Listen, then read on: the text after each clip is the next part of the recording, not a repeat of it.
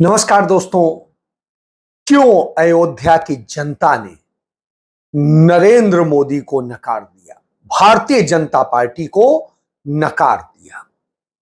क्यों अमेठी के लोगों ने स्मृति ईरानी को भगा दिया और क्यों स्मृति ईरानी को उनके कर्मों की सजा दी?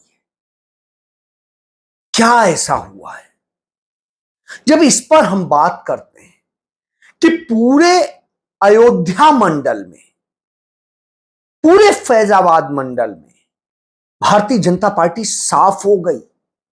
अयोध्या मंडल में ही फैजाबाद जिला आता है जिसे अयोध्या कहते हैं, उसी में ही अंबेडकर नगर आता है, उसी में ही अमेठी आता है, उसी में ही बाराबंकी आता है और इन सारे जिलों में भारतीय जनता पार्टी को भगा दिया है। इसके पीछे क्या कारण है? क्यों राम इतना खफा हो गए कि अपनी भूमि से भगा दिया? उन नरेंद्र मोदी, उन स्मृति ईरानी को भगा दिया जो तमाम तरह की बातें करते थे। तो आज इसका जवाब वहां की जनता देती। अयोध्या के लोग बताते हैं कि क्या कर्म किए हैं, या सही अर्थों में कहें क्या कुकर्म किए हैं भारतीय जनता पार्टी ने, नरेंद्र मोदी ने, जिस कारण से अयोध्या के लोगों ने उन्हें दिखा दिया उनकी औकात। बीजेपी हारी अपने वजह से हारी। 4 साल पहले वही दर्शन करके आते थे, भगवान के चरण छू के आते थे। आज हम चरण नहीं छू पा रहे हैं। वहाँ पे किस कारण से नहीं छू पा रहे हैं? उसका रीजन है ना, किसान से कम दामों में जमीन लेना, पैसे वाले हैं उनके जमीन सेल करना, ये फ्रॉड जो है ज़्यादा किए हैं। जो रेडी पे लेके जो ठेले वाला मजदूर आदमी कमाई कर रहा था उसको छुड़वा दिया, उसको मुआवजा नहीं दिए, रो रो के जो है किसी तरीके से अपना बाल बच्चे पाल रहे थे, वो बहुत पीड़ित हुए, तो उसका परिणाम उनको दे दिए। हिंदू है मोदी, हिंदू वाली कीन, बहुत जुमला कीन, आज तक कुछ कीन। अगर हम योगी मोदी के अंदर खुश होते तो वो 400 पार नहीं, 500 पार भी जा सकते थे। हम मटर की दाल 35 रुपए किलो के खरीद के खा रहे हैं और 35 साल की उम्र में आज हम 135 रुपए किलो खा रहे हैं। उसका रीजन क्या है? बीजेपी अपने रहमो करम से हारी। अपने जो झूठे वादे किए, जो जनता से वो किए, 400 पार किए, वो अपने उसे से जुमलेबाजी से हारी। मंगलसूत्र के चलाए, सारे अयोध्या में लाके गुजरातियों को यहाँ बसा दिए। हमारे किसान की जमीनें जो है उन्हें पौने लेके उनको जो है करोड़ों रुपए जमीन बेच दिए। गरीबों का खून पी गई, बेघर कर दी, इसलिए हार गई। अयोध्या यहाँ से 20 किलोमीटर दूर है, 50 किलोमीटर तक की जमीन उन्होंने अधिग्रहण किया है। ये सारी जमीनें उद्योगपतियों को बाद में बेची जाएंगी। या ये बता दें कि हम जमीन पर क्या बनाएंगे। अब आए वाले चुनाव में ना, चड्डी अगर बच गई तो बच गई, नहीं चड्डी भी नहीं बचेगी। अगर लंगोट पहनते होंगे तो बच जाएगा, चड्डी पहनेंगे तो नहीं बचेगी। बीजेपी हारी क्या? बच्चों से पढ़ाई करके सब घूम रहे, किसी को कोई नौकरी नहीं मिल रही। जो टेट की परीक्षा निकाल के बैठे हैं, वैकेंसी नहीं आ रही। खाली डेवलपमेंट के चक्कर में जो गरीबों का मकान उजाड़ दिया गया, जमीनें ले ली गई और सही मुआवजा नहीं दिया गया। मतलब हम लोग अयोध्या वासी को यहाँ से उजाड़ के अलग भगा दिया जाए और बाहरी को लाके यहाँ बसाया जाए। हमको स्मार्ट सिटी नहीं चाहिए, हमको स्मार्ट गाँव चाहिए। सूरत के हैं, बम्बई के हैं, आंध्र प्रदेश के हैं, कमेंट कर रहे हैं कि वहाँ से सरकार हार गई। दुनिया यहाँ पे आए ना, अयोध्या में आए, अयोध्या वालों से बात करे, जूता खाएगा। पहन रखे चप्पल पर जूता से मारेंगे, भले खरीद के मारना पड़े। मोदी तो स्वयं ईश्वर घोषित हो जाए कुछ दिन में। अगर ये लानत मोदी की पूजा की, उनके मंदिर बनेगी। राम को हटा दें, मोदी को लगा लें। विकास के नाम पर विनाश कर दिए हैं वो सबसे ज्यादा। अयोध्या के नाम पे कितनी बार लोग वोट देंगे? एक बार आपने कहा फिर सरकार बनाई, दूसरी बार आपने कहा मंदिर बना देंगे, फिर सरकार बनाई। तो हमेशा मंदिर के नाम पर ही राजनीति करेंगे तो पब्लिक भी अब समझदार होगी, हमेशा मंदिर के नाम पर ही वोट नहीं देना चाहेगी इनको। ये पूरे भारत नहीं, पूरे वर्ल्ड की बात है। शर्म है कि जो अयोध्या से हार गए। 25 साल से दुकान हमारी लिखी है, नाम हमारा सबका है, बिक्री दुकान बनी, हम लोग का काहे नहीं मिली? जेकरे पास अरबों खरबों होते खरीदे, जेकरे पास कुछ नहीं वो न खरीदे, वो निकल जाए। जिसका मने यहाँ राज करें और गरीब मने यहाँ से निकल जाए। श्री राम जी को पार लगाने वाला अगर कोई है तो निषाद समाज के लोग हैं, और वही निषाद समाज की नैया डुबोने का काम भाजपा लोग किए हैं। यहाँ का जनता को उजाड़ दोगे, बाहरी को बसा दोगे। गुजराती आए हैं यहाँ, वोट अपना कुरुस लेकर आए हैं और स्कूटी बोर्ड लेकर आए। जो उनके खिलाफ बोलता है उसको जेल में डाल देते हैं। ये तानाशाही है। आदमी अपना बोली भी ना बोल पावे, अपना धरना भी ना कर पावे। इनसे जाके आदेश लो। गाड़ी दे रहे हो, अगर तुम्हारा घर चला जाता तो रहने ठौर नहीं पाते, तब क्या कहते आप? जो अपनी जमीनें नहीं दे रहा उसको नजूल बता के ले रहे हैं। जो बसें इनकी है वो नए घाट तक जाती है, हम लोग का रिक्शा नहीं जाता है, प्रशासन जाने नहीं देता है। तो हम लोग बताइए कैसे अपना जीवन यापन करें, बताइए। हम लोग लल्लू सिंह के पास जाते, कई बार गए, हम लोग बटुर के गांव है, वो कहते हटो यार तुम लोग, निषादो कोट मेरे जेब में है, जेब में हमारे लोगों का वोट, हम भी लोगों को जितावें बनावें, उसके बाद हम लोग को भगावें। ये 14 कोसी 5 कोसी परिक्रमा मार्ग में जितने घर आए हैं सारे घर बेघर हो गए हैं। 25% विकास किया है तो 75% विनाश करने का काम अयोध्या वालों के साथ किया आपने। हार गए, ठीक है भाई, हार गए, उनका हार नहीं रहा, गरीब का रोमा दुखइया तो हर बो ना। लल्लू सिंह जी थे तो बोले कि साले तुम लोग को सीधा उस पार भिजवा देंगे। अयोध्या के लोग कहते हैं पहन तो हम चप्पल रहे हैं लेकिन जूता खींच के मारेंगे।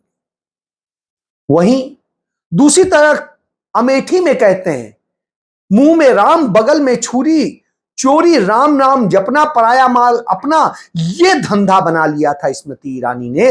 और इस तरीके से करके स्मृति ईरानी ने पूरे अमेठी को ठगा है, अमेठी से सब कुछ छीना है।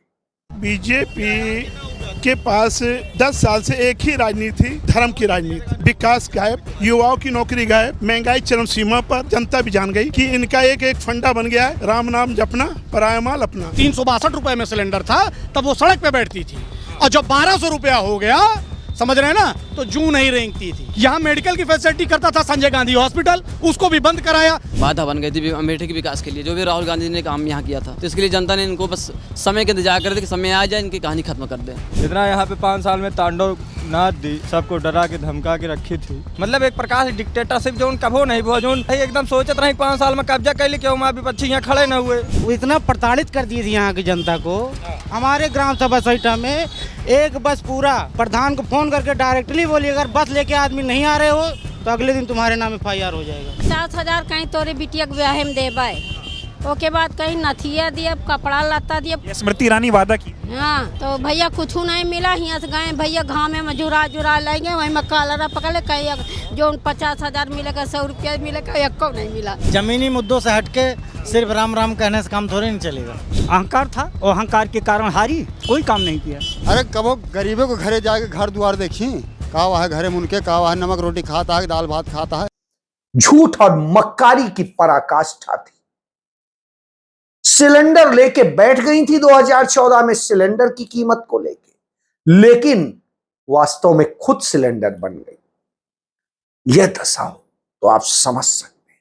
तो इस तरह की जब दशा हो तो समझा जा सकता है। इसके बाद आज भारतीय जनता पार्टी युवाओं का, बच्चों का भविष्य बर्बाद कर रही है। नीट की परीक्षा में जिस तरह धांधली हुई है, जिस तरह से बच्चों का भविष्य बर्बाद किया गया है, हर कोई चिंतित है।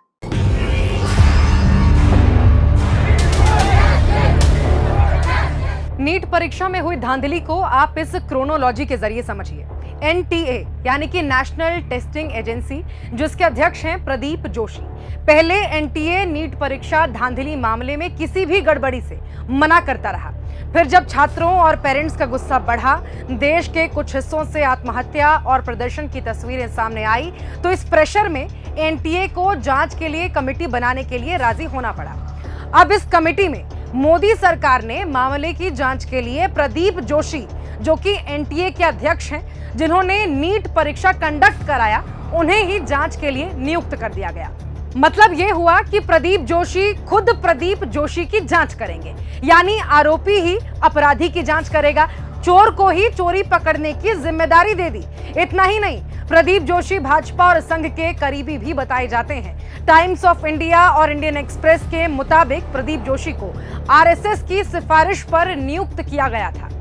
ये सारा तामझाम उस धांधली को छुपाने के लिए किया गया जिसमें 24 लाख से ज्यादा छात्रों का भविष्य दांव पर लगा हुआ था। इसीलिए नीट परीक्षा के परिणाम साजिशन मोदी जी के शपथ ग्रहण से पहले ही जारी किया गया, ताकि बड़ी बड़ी खबरों के बीच छात्रों के साथ हुआ ये धोखा, उनकी आवाज को दबाया जा सके। हालांकि अब सुप्रीम कोर्ट के ऑर्डर के बाद नेशनल टेस्टिंग एजेंसी और मोदी सरकार को बैकफुट पर आना पड़ा है। सुप्रीम कोर्ट ने NTA को 1563 छात्रों के ग्रेस मार्क्स रद्द करके दोबारा नीट एग्जाम आयोजित करने के लिए कहा है। इन सब के बीच ये तो साफ हो गया कि नीट परीक्षा में धांधली हुई है, पेपर लीक हुआ है और भ्रष्टाचार भी किया गया है। पिछले 10 सालों में यानी मोदी काल में एग्जाम सेंटर और कोचिंग सेंटर का एक नेक्सस बन चुका है, जिसमें पैसे दो पेपर लो का खेल खेला जा रहा है, जिसके कारण अनगिनत छात्रों युवाओं का भविष्य अब तक बर्बाद हो चुका है। नीट घोटाले में कांग्रेस पार्टी सुप्रीम कोर्ट की निगरानी में एक निष्पक्ष जांच की मांग करती है। जांच के बाद दोषियों को कड़ी से कड़ी सजा दी जाए और लाखों छात्र छात्राओं को मुआवजा देकर उनका साल, उनका भविष्य बर्बाद होने से बचाया जाए। और चिंतित है तमाम सारे वो लोग जो ये जानते हैं कि किस तरह से नरेंद्र मोदी सरकार ने महंगाई बढ़ा के इस देश की कमर तोड़ दी है, सामान्य परिवारों की हालत बिगाड़ दी है। बीजेपी लोकसभा चुनाव हार चुकी, इस हार का बदला उसने जनता से लेना शुरू कर दिया। प्रधानमंत्री नरेंद्र मोदी अलग अलग तरीकों से जनता की कमाई लूटने में लगे। आपने बीजेपी को वोट दिया हो चाहे ना दिया, बीजेपी सभी से अपनी हार की कीमत वसूले। इसके लिए वो जनता को महंगाई के बोझ तले दबा देना चाहती। रोजमर्रा की चीजों के दाम बढ़ाकर और नए नए चार्ज वसूल कर। चुनाव खत्म होते ही सबसे पहले नरेंद्र मोदी ने टोल टैक्स बढ़ाया, फिर दूध के दामों में इजाफा किया। इसके बाद आटा, दाल, सब्जियां मिलाकर करीब 16 चीजें महंगी कर दी। जब इतने से भी मन नहीं भरा तो अब नए नए चार्ज वसूलने की तैयारी करें। अब अगर आप एक फोन में 2 सिम रखेंगे तो एक नया चार्ज देना। Telecom regulatory authority of India यानी TRAI ने ये सुझाव दिया है। अब जान लीजिए कौन कौन सी चीजें महंगी हो गई, जिनसे आपकी जेब का बोझ बढ़ जाएगा। चावल, गेहूं, आटा, चना दाल, अरहर दाल, उड़द दाल, मूंग दाल, मसूर दाल, चीनी, दूध, चाय, नमक, आलू, प्याज और टमाटर शामिल है। सबसे ज्यादा चिंता तो दाल ने पैदा की। दाल की कीमतें 10 से 15% बढ़ने की वजह से लोगों की थाली से पोषण भरा खाना गायब होने लगा है। लेकिन नरेंद्र मोदी पीएम बनने की खुशी से ही नहीं निकल पा रहे। जनता का दर्द क्या देखिए। एक और बात, देश में गेहूं का भंडार 16 साल में सबसे कम। आलम यह है कि गेहूं विदेश से भी मंगवाना पड़ सकता है। इसके चलते आटा महंगा होने वाला है। एनडीए गठबंधन की सरकार बने अभी कुछ ही दिन हुए, मगर महंगाई फिर पैर पसारने लगी। अगर ये सरकार कुछ और दिन रह गई तो सोचिए जनता का क्या हाल होगा। हार के सदमे में जनता से बदला लेना दिखाता है कि बीजेपी का चाल, चरित्र और चेहरा तीनों जन विरोधी। गरीब और लोअर मिडिल क्लास बुरी तरह पीड़ित है। जब यह दशा हो तो निश्चित रूप से नरेंद्र मोदी सरकार और नरेंद्र मोदी की पार्टी, भारतीय जनता पार्टी और उनके लोगों को लोग आईना दिखाने से पीछे नहीं हटे और वो तैयार बैठे हैं, जवाब दे रहे हैं हर तरह से। जय